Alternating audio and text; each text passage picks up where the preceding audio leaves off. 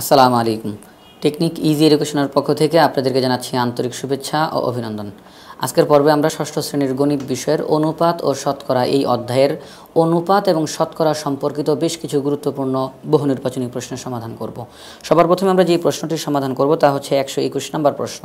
এখন এই 121 নম্বর প্রশ্নটা সমাধান করার আগে আপনাদেরকে বলতে চাই যে আমাদের অনুপাত ও শতকরা এই সম্পর্কিত বেসিক আলোচনা করা হয়েছে যেই পর্বটিতে, সেটি দেখে আসার জন্য, তাহলে এই প্রশ্নগুলো সমাধান করতে অনেক সুবিধা হবে।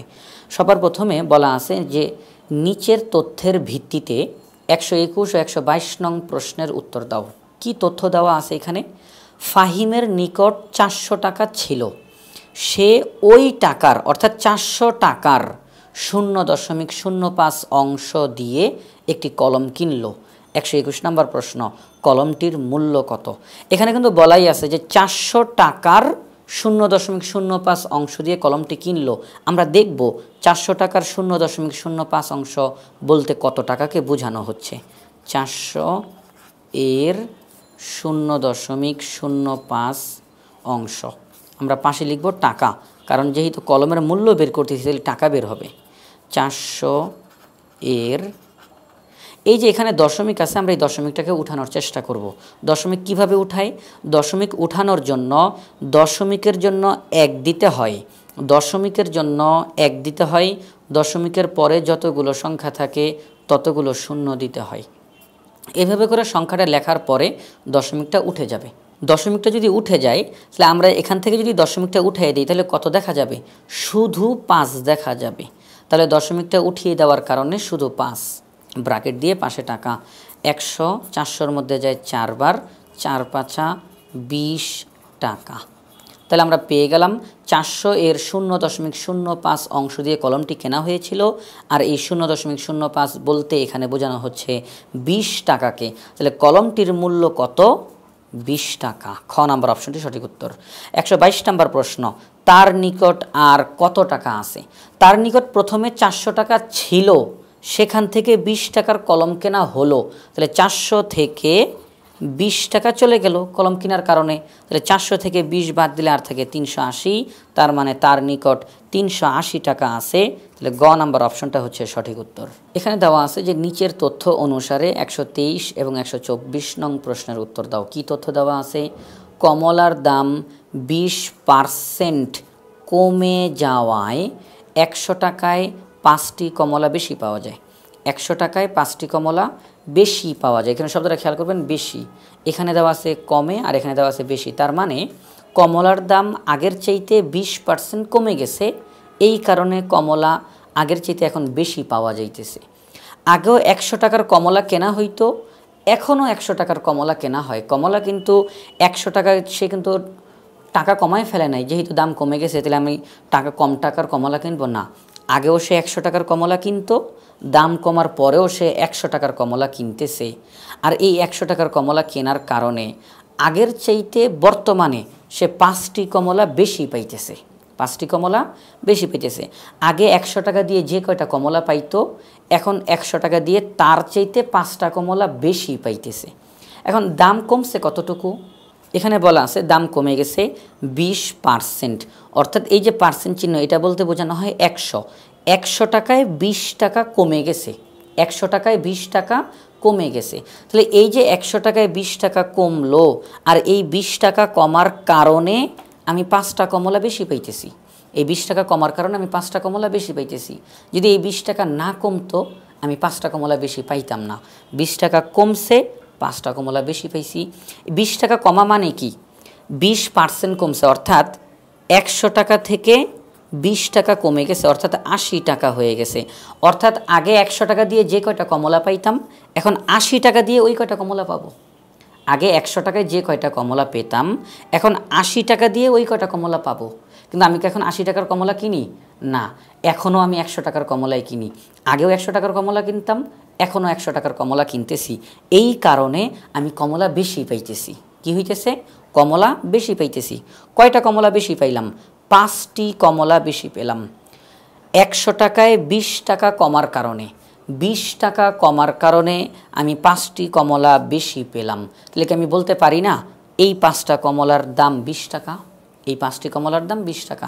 যদি 20 টাকা না কমতো 5টা কমলা পাইতাম না, 20 টাকা কমে গেছে, 5টা কমলা পেয়ে গেছি। তাহলে আমরা বলতে পারি 5টি কমলার দাম 20 টাকা। 5টি কমলার দাম 20 টাকা। তাহলে একটি কমলার দাম কত? তাহলে একটি কমলার দাম 20 ভাগ 5 টাকা। 20কে 5 দ্বারা ভাগ করলে হয় 4 সমান 4 টাকা। তাহলে আমরা বুঝতে পারলাম একটি কমলার দাম 4 টাকা। একটি কমলার দাম 4 টাকা। তাহলে আমাদের 123 নম্বর প্রশ্নে এটাই জিজ্ঞাসা করছে, একটি কমলার বর্তমান দাম কত? 4 টাকা। এটা ক নাম্বার অপশনে দেওয়া আছে। 124 নম্বর প্রশ্ন, 1 ডজন কমলার বর্তমান দাম কত? বর্তমান দাম 1 ডজন বলতে বোঝানো হয় 12টি। তাহলে 1 ডজন কমলা অর্থাৎ 12টি কমলার বর্তমান দাম কত? একটি কমলার দাম 4 টাকা। তাহলে 12টি কমলার দাম 12 গুণ 4 সমান 4 12 48 টাকা। 48 টাকা আমাদের ক নাম্বার অপশনে দেওয়া আছে। তাহলে 1 ডজন কমলার বর্তমান দাম কত? 48 টাকা।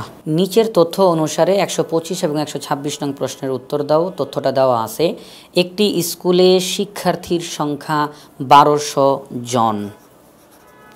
বছরের শুরুতে 5% নতুন শিক্ষার্থী ভর্তি হলো। 5% মানে কি? প্রতি 100 জনে 5 জন নতুন ভর্তি হয়েছে। প্রতি 100 জনে 5 জন নতুন ভর্তি হয়েছে। তো এখন 125 নম্বর প্রশ্নে দেওয়া আছে যে ওই স্কুলে কতজন শিক্ষার্থী নতুন ভর্তি হলো, এটা তারা জানতে চায়।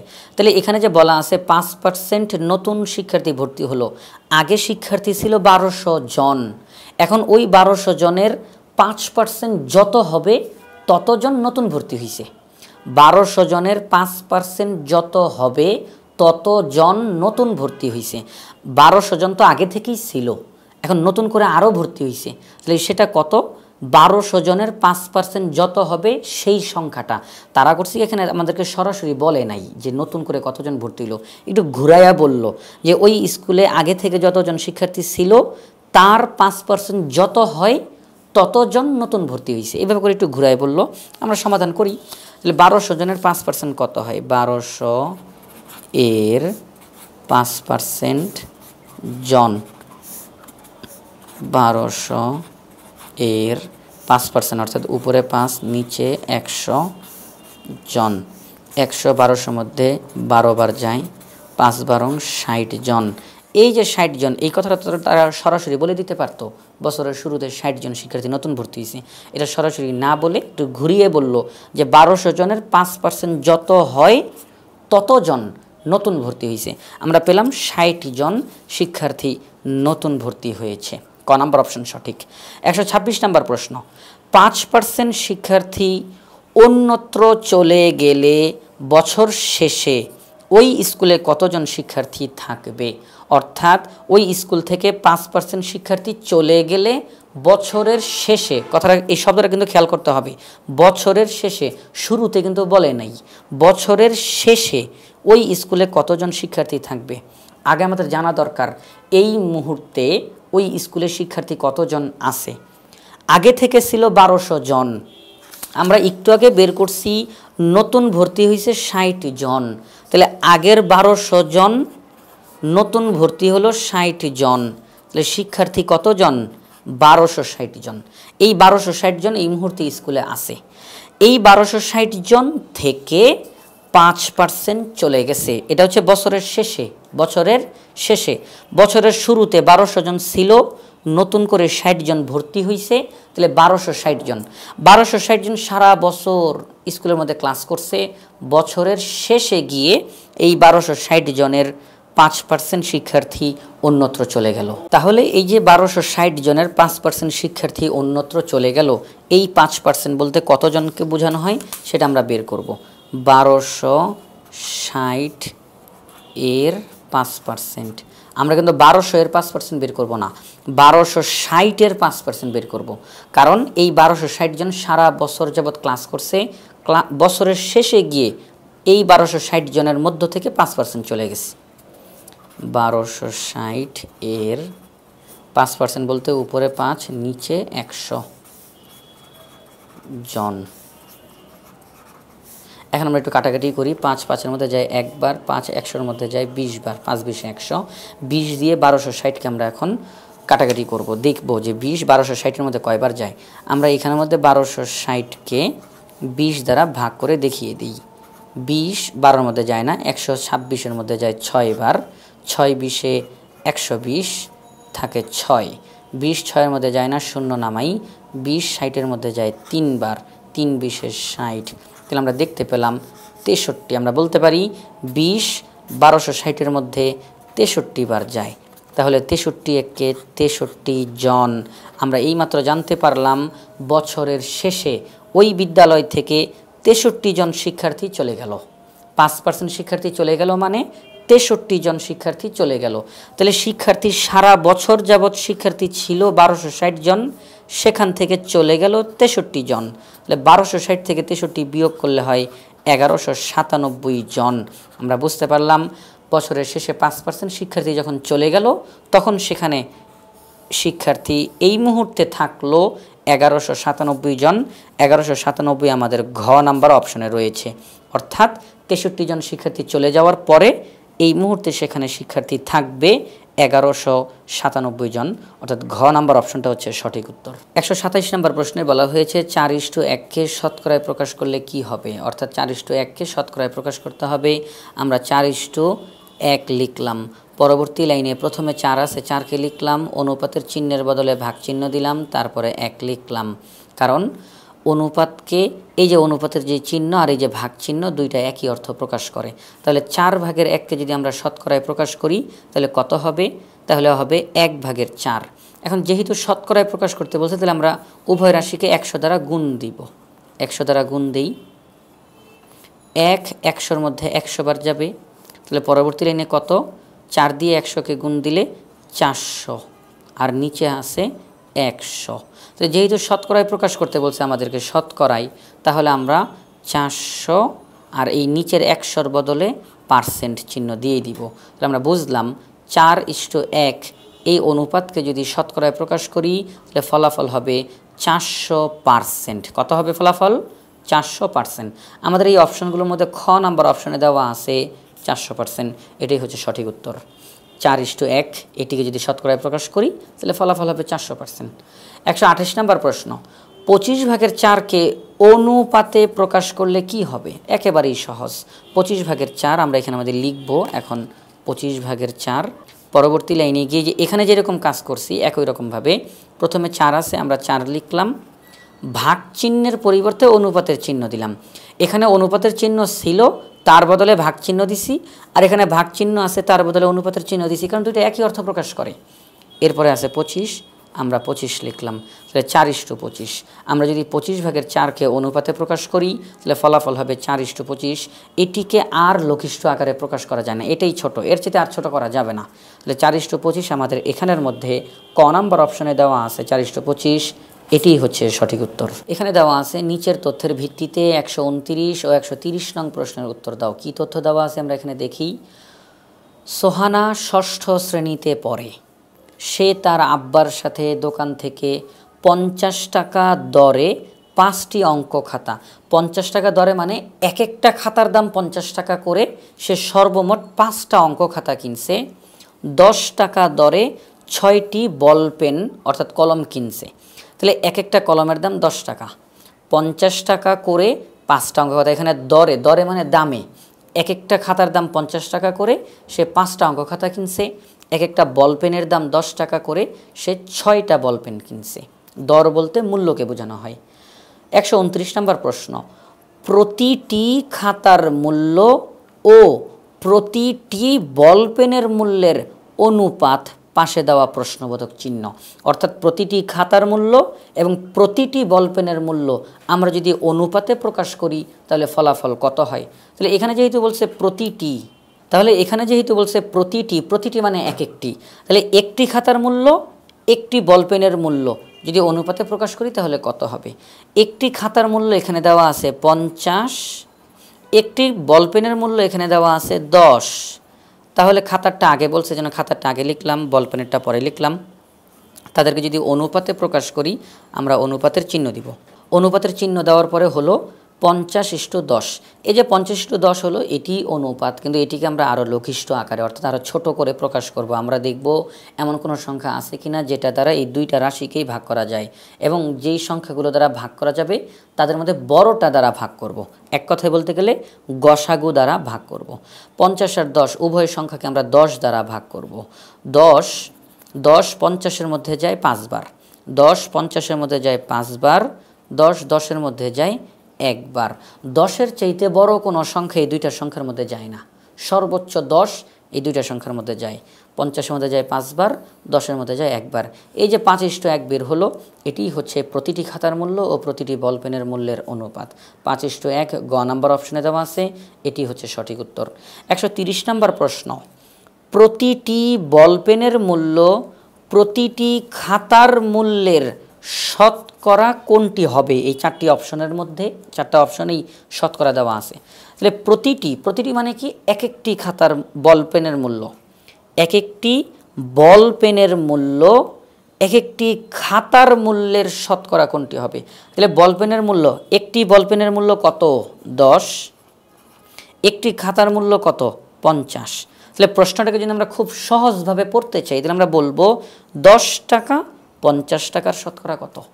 একটি বলপেনের মূল্য একটি খাতার মূল্যের শতকরা কোনটি?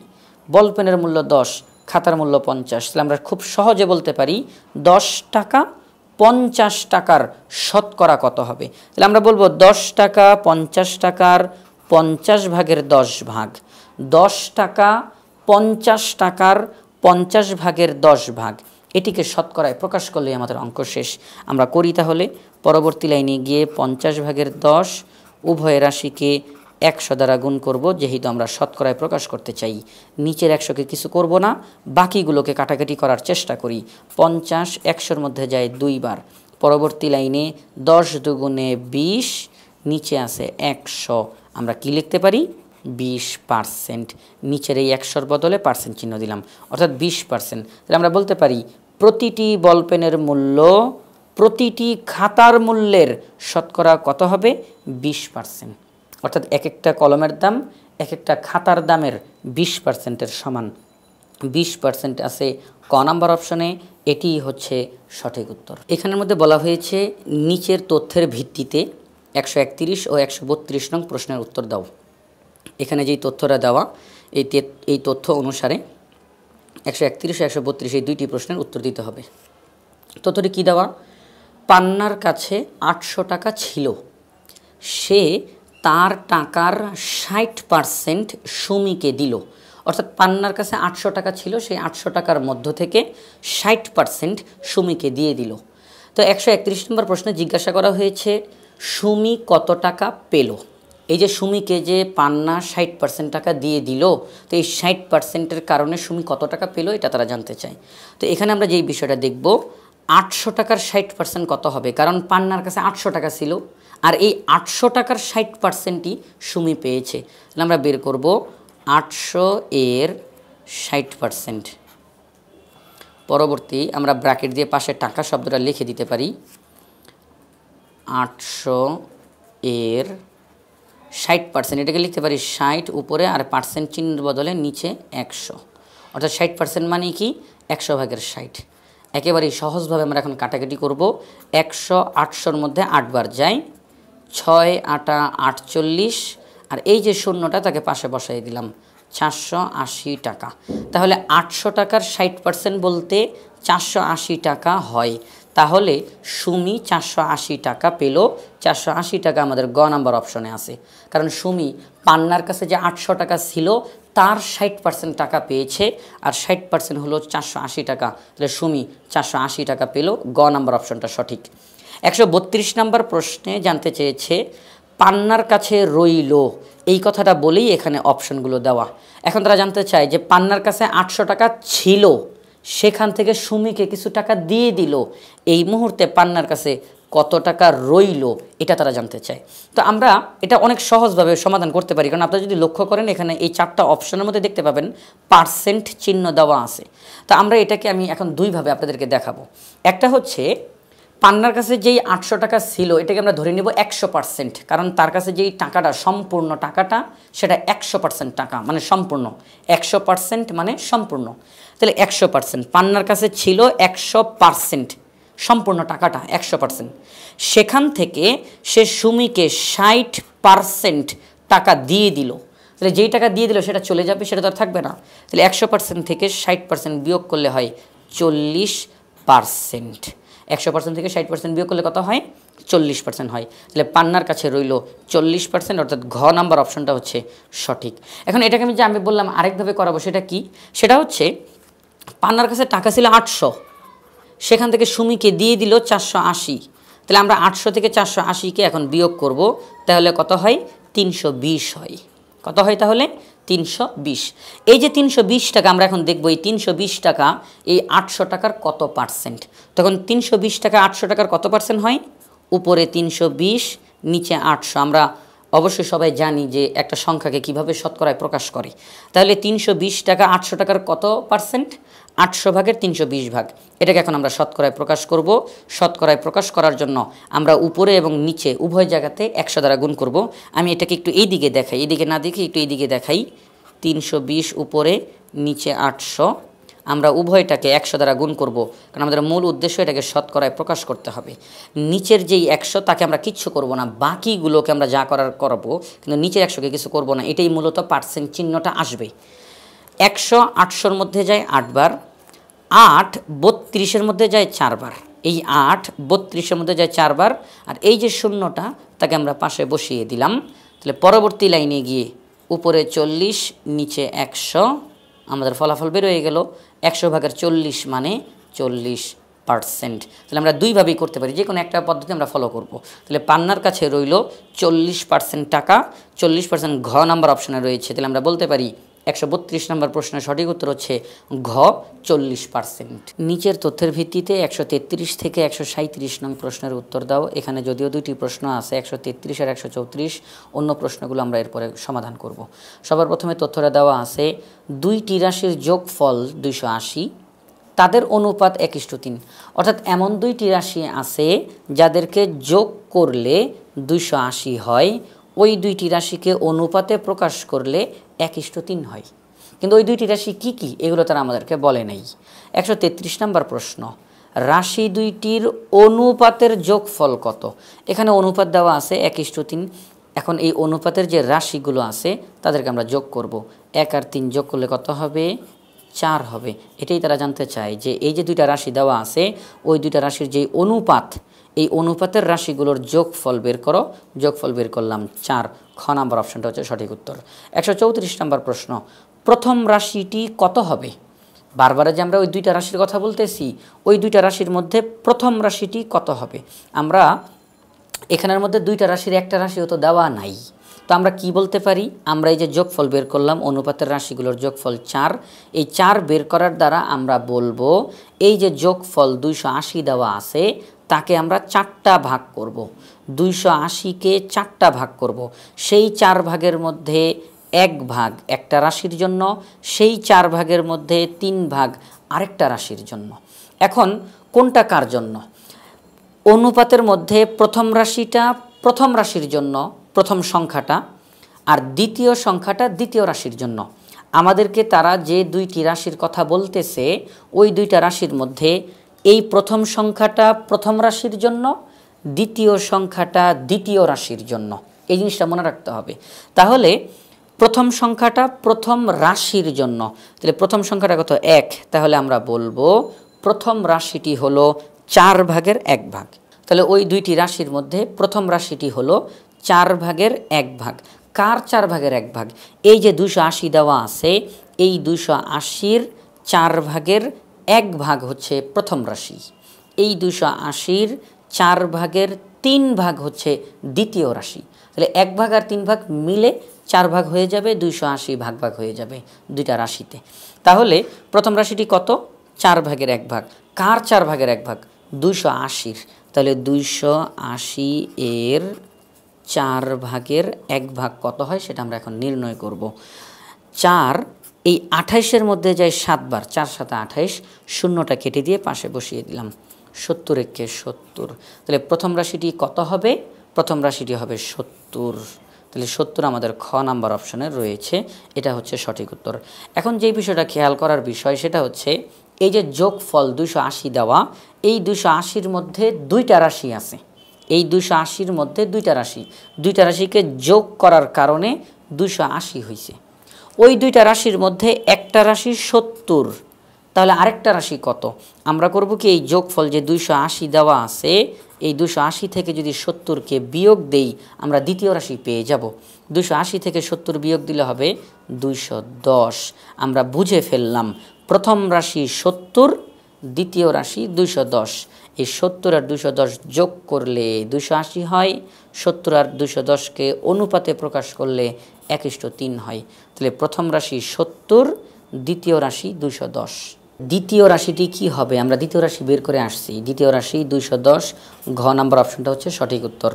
136 নম্বর প্রশ্ন, প্রথম রাশি দ্বিতীয় রাশির শতকরা কত অংশ? অর্থাৎ প্রথম রাশি দ্বিতীয় রাশির কত পার্সেন্ট? প্রথম রাশি দ্বিতীয় রাশির শতকরা কত পার্সেন্ট?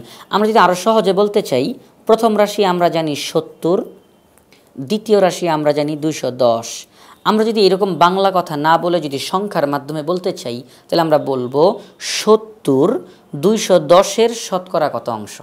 70 210-এর শতকরা কত অংশ? কারণ 70 মানে প্রথম রাশি, 210 মানে দ্বিতীয় রাশি।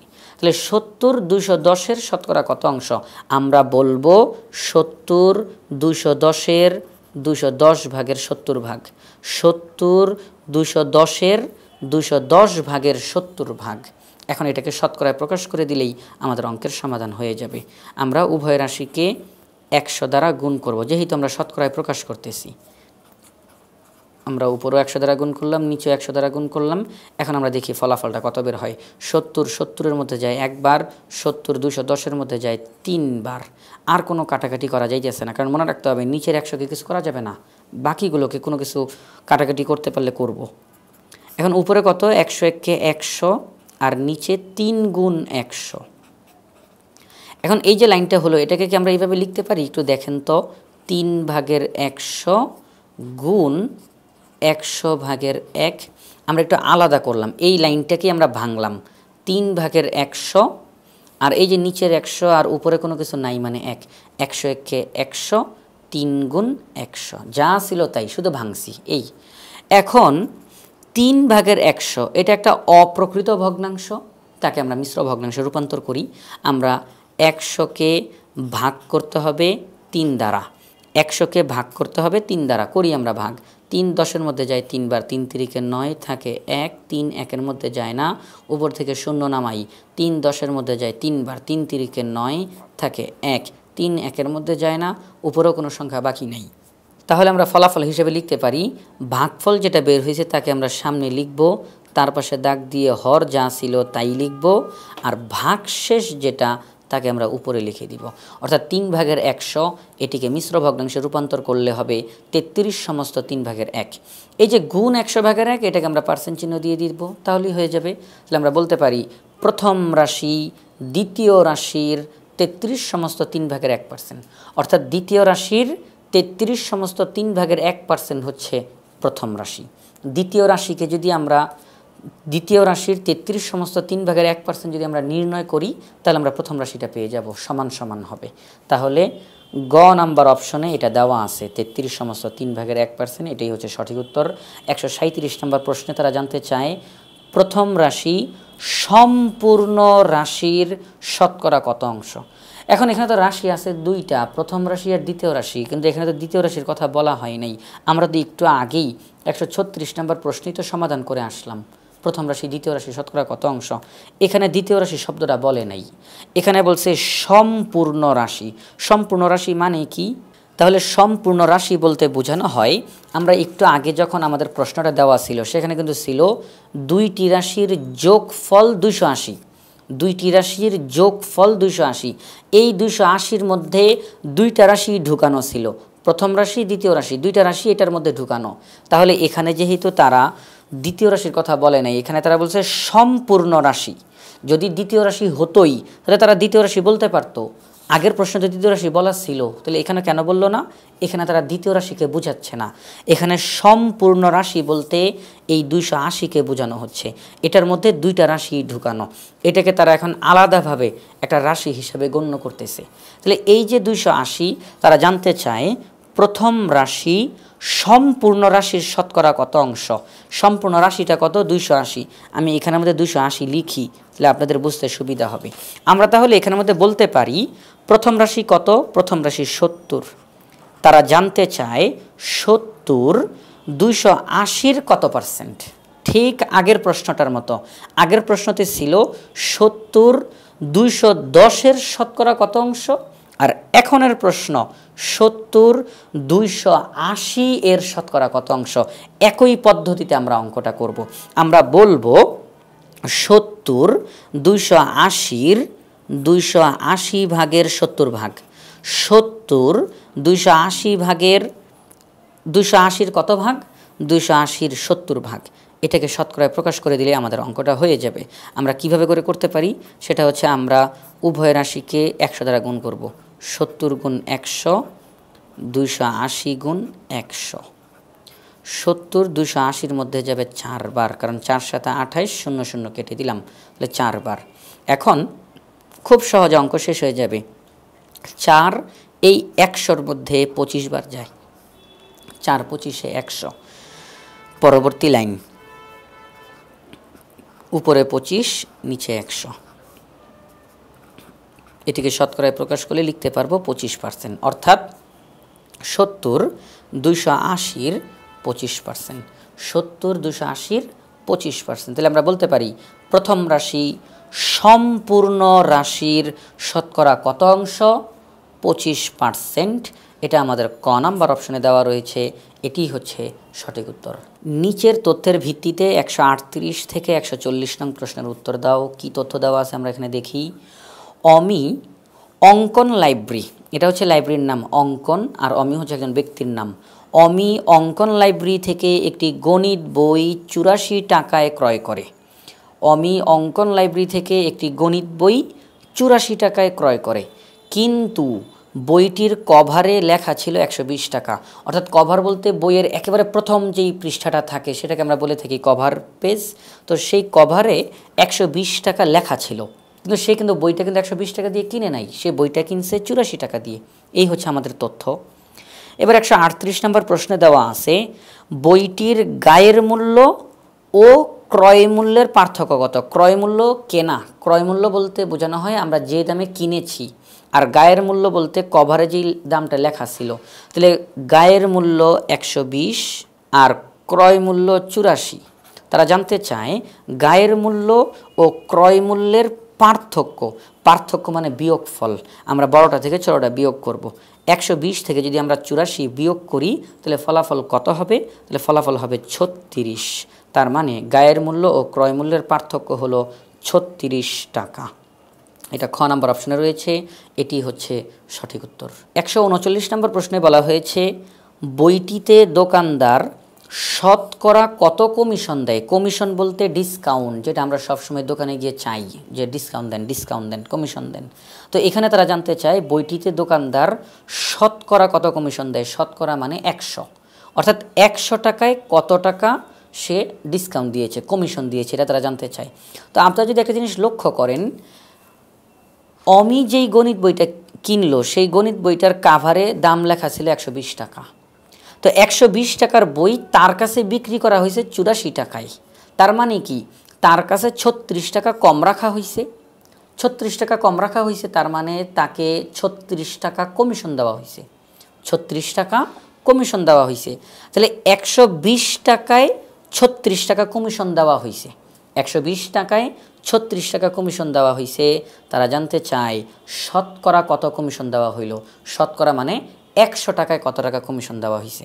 তাহলে আমরা এই কথাটা এখানে এইভাবে করে লিখবো। আমরা ঐকিক নিয়মে অঙ্কটা করব, তাহলে আমাদের বুঝতে অনেক সুবিধা হবে। আমরা বলবো 120 টাকায় কমিশন দেয় 36 টাকা, অর্থাৎ 120 টাকার বই কিনতে গিয়ে 36 টাকা তার কাছ থেকে কম রাখা হয়েছে। তাহলে 1 টাকায় কমিশন কত দিবে? 120-এর চেয়ে যেহেতু 1 ছোট, তাহলে ফলাফলটাও ছোট হবে। তাহলে উপরে 36, নিচে 120। আমাদের অঙ্কে জানতে চায় শতকরা কত কমিশন দেয়। শতকরা মানে 100। তাহলে 100 টাকায় কমিশন দেয়, 1-এর চাইতে 100 বড়, তাহলে ফলাফলটা বড় হবে। আমরা উপরে গুণ করব, আমরা 100-কে উপরে গুণ করব, তাহলে ফলাফল বড় হবে। এবার আমরা দেখি কত হয়। 20 100-র মধ্যে যায় 5 বার, 5 20 100। 20 120-এর মধ্যে যায় 6 বার, 6 20 120।